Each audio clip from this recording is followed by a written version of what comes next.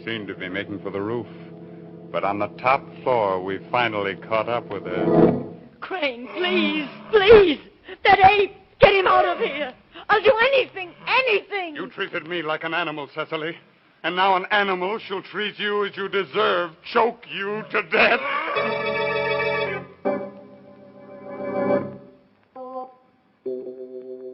Midnight, the witching hour, when the night is darkest and our fears the strongest, our strength at its lowest ebb. Midnight, when the graves gape open and death strikes. How? You'll learn the answer in just a moment in The Ape Song.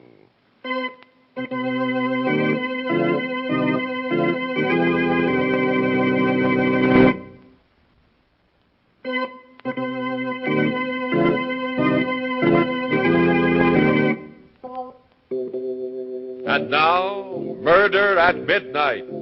Tales of mystery and terror by radio's masters of the macabre. Our story by Peter Martin is The Ape Song.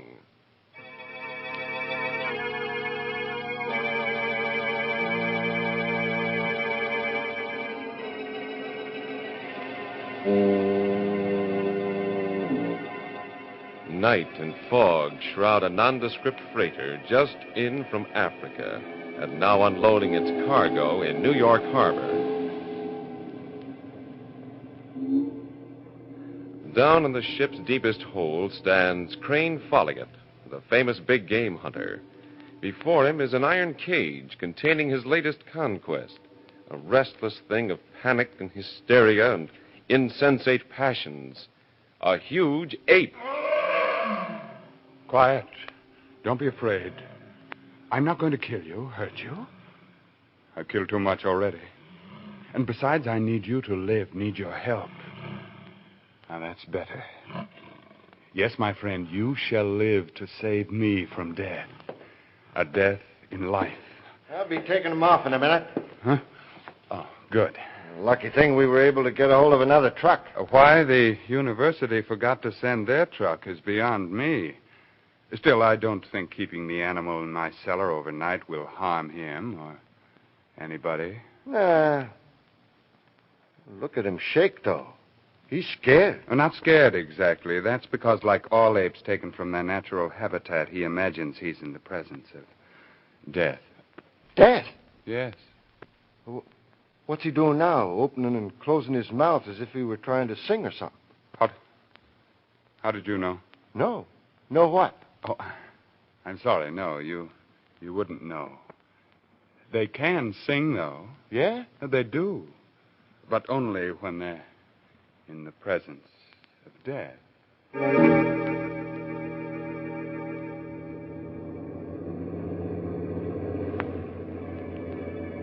We rode home through the foggy night in the truck, the ape and I. The house was dark when we got there, and I had to give the driver and his helper an extra $20 to take the canvas-covered crate holding the ape around to the back door and into the cellar. Walking up the cellar stairs, I entered the front hall and... Folliot, is that you? Dr. Murchison. Yes, welcome home.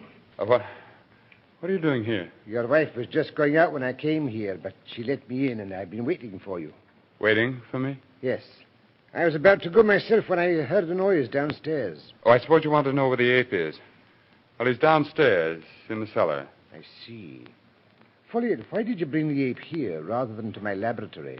Well, the laboratory truck never arrived. What? It's impossible. I personally arranged for it to meet you at the pier. Why are you questioning me, Dr. Murchison? You don't really think I want an ape as a house guest, do you? The only thing I was interested in was to get the ape to a safe place until morning. Then I was going to call you. I see. Can't you wait to start cutting him up, whatever you intend to do with him? You want to take him with you now? Well, you know that's impossible, Folliot. And you know we don't intend to cut him up. Well, I'm sorry, Doctor, but the strain taking care of him, you know what delicate animals they are. Won't you come into my study and we can talk? Thanks, Folliot, but now that I know he's safe, I must be running along. As you wish. When When will you send the truck around? Take him to the laboratory. Around noon, I should say. Good. Get some sleep, man. You look terribly tired. Yes, good, peaceful sleep. At last. Hello, someone's at the door. Yes, I imagine it's my wife. Oh, Crane. Hello, Cecily. You're back. Yes. Why? Why? That's a strange question. You know Dr. Murchison, don't you? Yes. I was just about to leave, Mrs. Folliot. You must excuse my wife, Doctor. She's so pleased at seeing me that she's forgotten her manners. I understand. Well, I'll be in touch with you. Right? Good night, Mrs. Folliot. Good night. Crane, you promised you'd stay away until November. Yes, I know I did. But the thought of you all alone in this big house doing nothing but waiting for me to return to your welcoming arms. What else could I do but rush home as quickly as I could, my dear? Don't be sarcastic, Crane. On the contrary, my dear. I'm not being half as sarcastic as I'd like to be. Excuse me, I'm going to bed. But don't you care for me just a little, Cecily? Just enough to kiss me goodnight. Let me pass. I've never asked very much of you, you know. No more than the friendly pat on the head you give to your dog. I said let me pass. Yes, Cecily. But first, there's something I must tell you. How tired I am of being a hunter, of killing wild animals instead of enjoying the happiness of my home with you. You seem to enjoy your hunting trips well enough. You're always going on them and bragging about them to everybody. Now, let me pass, Crane. Please believe me, Cecily, hunting is only a substitute. A very unsatisfactory substitute for the love I hope to receive from you. I never do. I thought we'd settled all that. Yes, but I never dreamed you'd treat me like some loathsome animal you couldn't bear near you, as though I wasn't a man, but an ape. When are you leaving on your next trip? When? Yes, because until you do, I'm going away. If you hate me so much, my dear, why don't you go to Reno and get divorced? You know my family doesn't approve of divorce. Of course they don't. Especially when it's a matter of losing the Folliot millions along with a husband. How can you be so disgusting? Something terrible has happened to me, Cecily. Something which forbids me ever to go hunting again. Don't make silly excuses. You know you love to hunt. Not anymore, Cecily. Something has happened that makes me terrified ever to hunt again. What on earth are you talking about? I really can't explain it, my dear. But on this last trip, every time I killed a wild animal, I imagined I was killing you. I watched her run up the stairs in terror. I heard the slam of her bedroom door. Stood there at the foot of the stairs for a moment, dazed, yet more certain than ever of what I had to do. And then, quite unexpectedly, I felt the wet sting of tears on my cheeks. Yes, there were tears, but no sound. I thought of the ape in the hold of the ship, silently opening and closing his mouth. Some outside force seemed to be guiding me now, as though I was a mechanically controlled robot. I began walking down the hallway to the cellar door. The darkness didn't frighten me. It was my friend. I went down the cellar steps in perfect calm, never thinking to snap on the light. No, it was the darkness that soothed me, whispered to me. The darkness and the presence of my friend. He sensed me, of course. And more than that, he expected me. He knew I was coming. I went to him. There he was, outlined in the dim light of a faraway street lamp, coming into the cellar from the grating over my head. Yes, my friend. You want to be free, don't you? Yes, and why not be free? But before I let you out of your cage, we must understand each other. There is a price you must pay for your freedom. Am I really being so unreasonable? Listen. You shall do what I command you to do, with an ecstasy of satisfaction. Do you hear? For this time it is no animal you will see die, but a human being. And more than that, my friend, you will not only see her die, but you yourself shall kill her, shall avenge all the terrible deaths I have dealt your fellow brothers of the animal kingdom. I see you are pleased, and you should be. Didn't I kill your mate? But I tell you, Cecily drove me to it in my need to quench my murder lust against her. And now, my friend, you shall act as my conscience. You shall kill Cecily in revenge. Your spirit shall be my spirit, and Cecily will die. Yes, you do understand. Here in my hand is the key to your cage, the key to your freedom, and mine. We have made our bargain, haven't we? Yes. We understand each other as though we were two brothers. Yes. Come out. Now, upstairs to her room. It is there that you shall sing at last. Yes, your song of freedom, your ape song.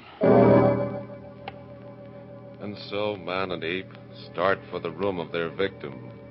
Start up the stairs side by side in the darkness as the clock strikes 12 for murder at midnight.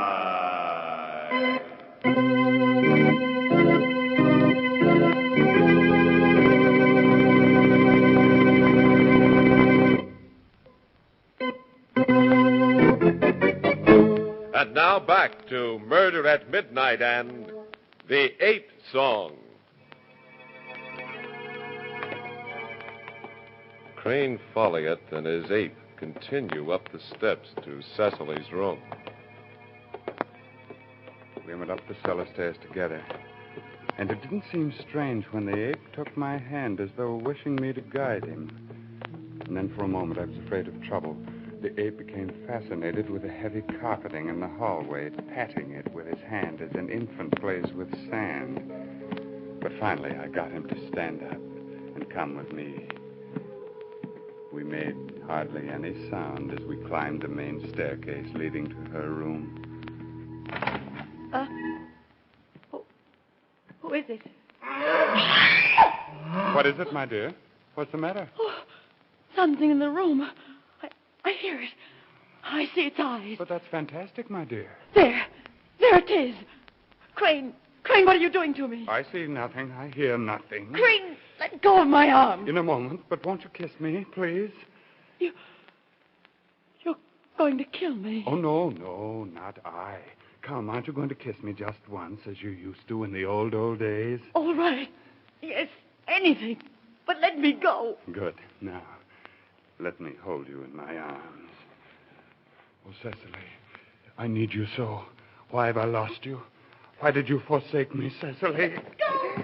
Cecily, come back. Don't run. You can't get away. Very well, if that's the way you want it. It was quite a chase. I followed them as they ran through the house from room to room, floor to floor. She seemed to be making for the roof, but I knew if she got away from me, she'd never shake off the ape. Finally, on the top floor, we caught up with her in the attic. Crane! Please, that ape! Get him out of here, Crane. I'll do anything. You treated me like an animal, Cecily. And now an animal shall treat you as you deserve. Choke the life out of you. There she is, over there in the corner. No, Crane. She made me kill your mates. Kill her! Kill her! Kill her!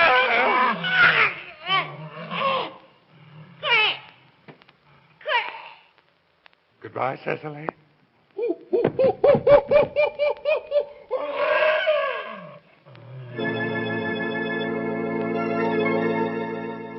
I felt wonderful. I stood over her body and thought I could smell the sea and hear the pounding of the clean waves. And I felt sleepy again. Really sleepy again. I knew I could sleep now.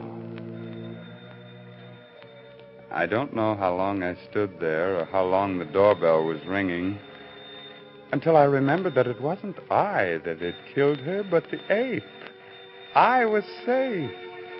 Why not go downstairs and open the door?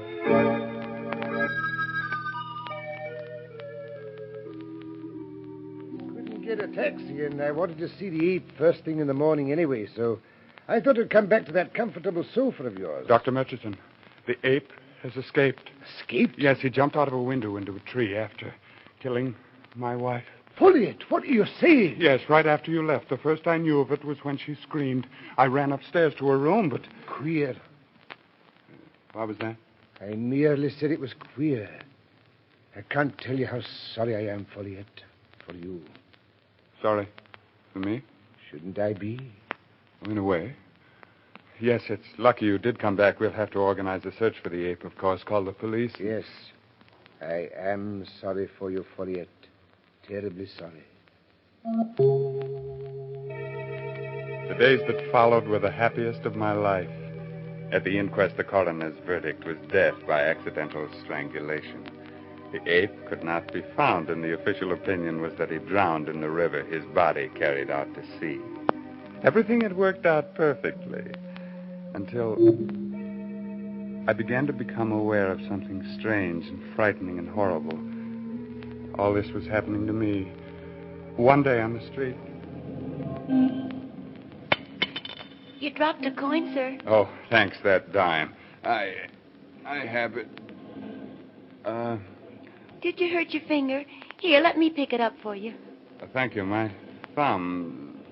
Somehow I can't seem to bring it across. My thumb was no longer opposable. I couldn't bring it across my fingers. I never realized what it could mean until a few days later at a ball game. Get your scorecard at the game. Can't tell nothing without a scorecard, mister. Never mind. Come on, mister. Only a dime a scorecard. You don't want to spoil the pleasure of the game just for a dime, do you? Move on, you idiot. Yeah, who are you, a quiz kid or something? I said get out of here. Take your hands off of me, you ape, you. What was happening to me?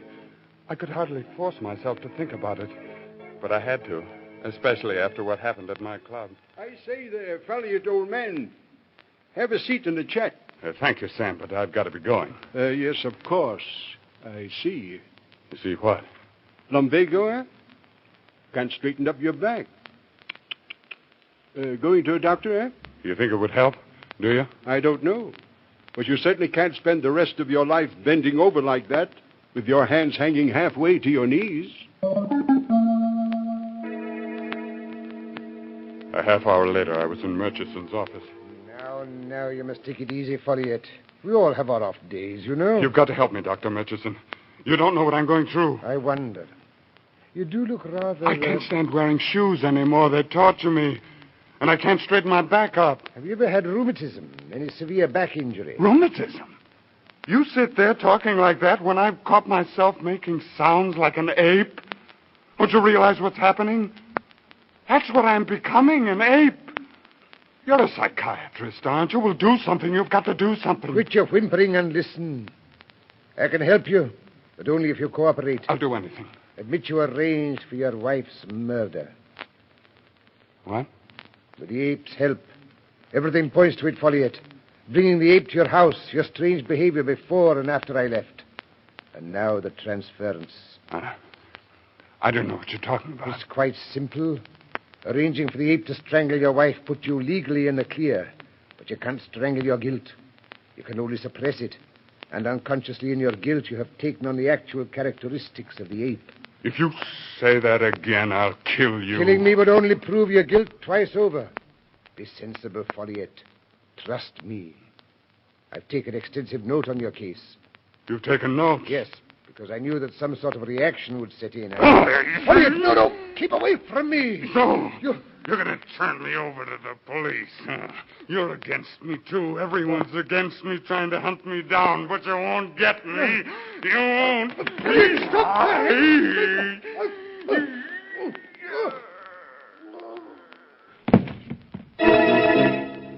I dropped him, and he fell to the floor gasping.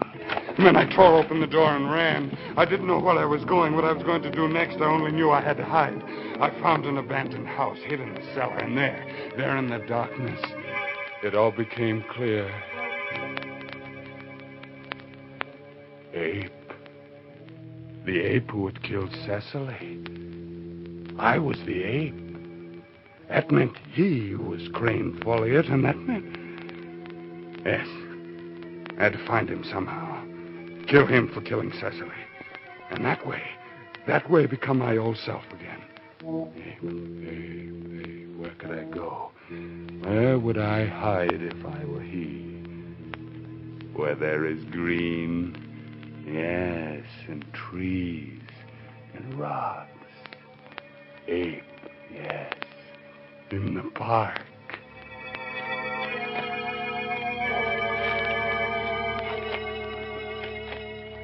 At night in the park, I threw off my shoes and walked barefoot, concealed in the night as I hunted my mortal enemy. Piece by piece, I discarded my clothes, my jacket, my shirts, my trousers, walking like the animal I had become. My eyes were sharper than they'd ever been. I could see even in the darkness. And then, as the moon started to go down, I climbed a ridge. There were caves, cages, stone houses, the zoo. And then I heard something that made the hair prickle on the back of my neck. My fingers itched and my body shook as I heard the sound that told me I had found my enemy, the ape. I jumped down toward the sounds, my lips puffing in and out with my heavy breathing, my head pounding like a trip hammer, my entire body aflame with the hot blood of murder. I ran to where the sounds came from, and there was a locked steel door. The ape was snarling, daring me to come near him. I ran around to the other side, wrenched a fire axe from the wall, and came back to the door. I smashed at the lock with the sharp edge of the axe, opened the door, and leaped into the cage. He reared at me with his hind legs, and I sprang at his throat. Holy Moses! Jake, get your gun quick! There's a man in there! Yes. Hurry up now! Die! Die for killing Cecily! And die in me, too! Let me be Folliot! Folliot, do you hear? Watch out, the cage is open! Dead. Yes, dead. And I free!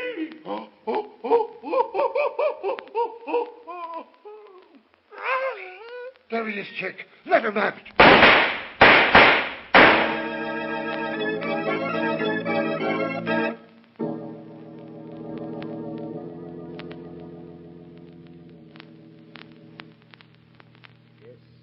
It's he. I pronounce him dead. Who'd have thought a man could make a sound like that? It was dark, and we thought the ape had killed him, so Jake just fired. What gets me is his trying to kill an ape with his bare hands and doing it. To his crazed mind, this was the same ape he provoked into killing his wife. I'll never forget that sound as long as I live.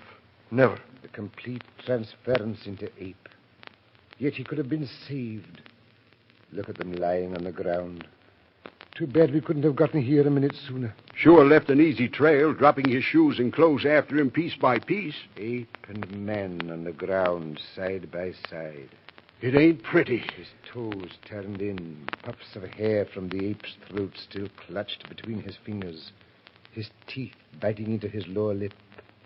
Poor Folliot. Or should I say poor humans? How close to animals we really are.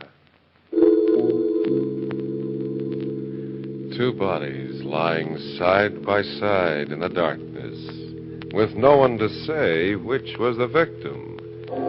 As the clock strikes 12 for murder at midnight.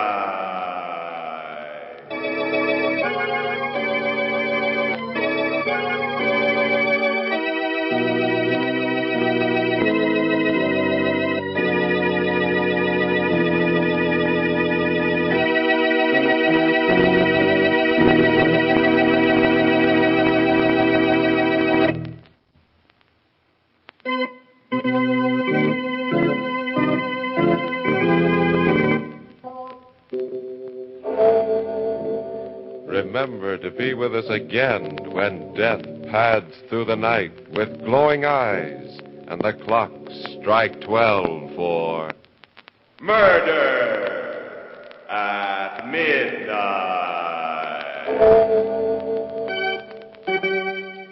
The part of the big game hunter was played by Raymond Edward Johnson. With music by Charles Paul, Murder at Midnight was directed by Anton M. Leader.